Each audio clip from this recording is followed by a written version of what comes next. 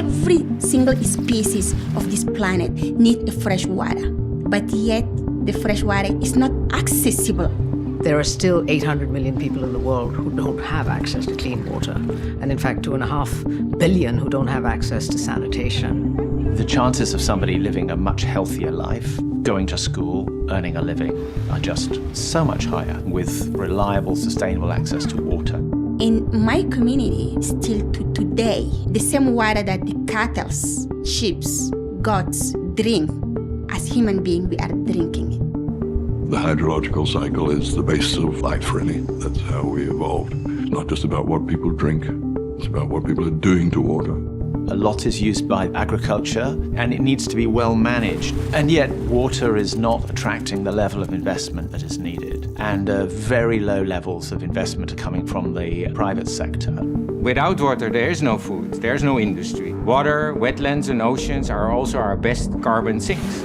So it's also critically important when it comes to climate mitigation. When you look at the combination of ecological crisis and climate crisis, victim number one is always fresh water. Heat waves, droughts, floods, different forms of storms, hurricanes, tornadoes, all of these are freshwater driven. And of course, the moment there is scarcity of water, waterborne diseases come in. When there are floods, waterborne diseases come in.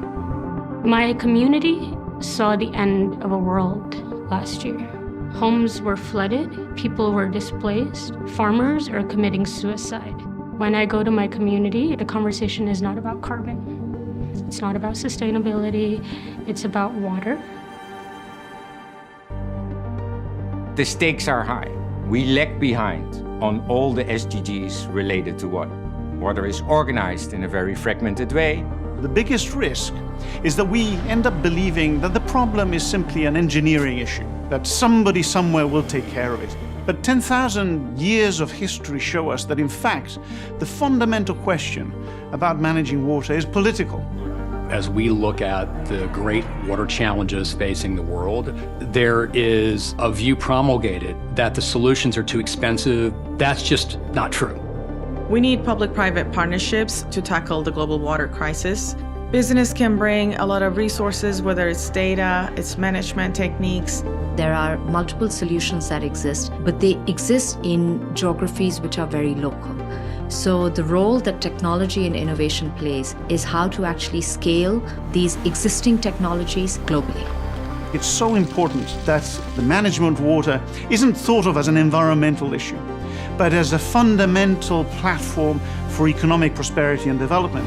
This UN Water Conference will put the water sector on a different course, whether it comes to finance, whether it comes to governance. If we make the right choices today, we can get back on track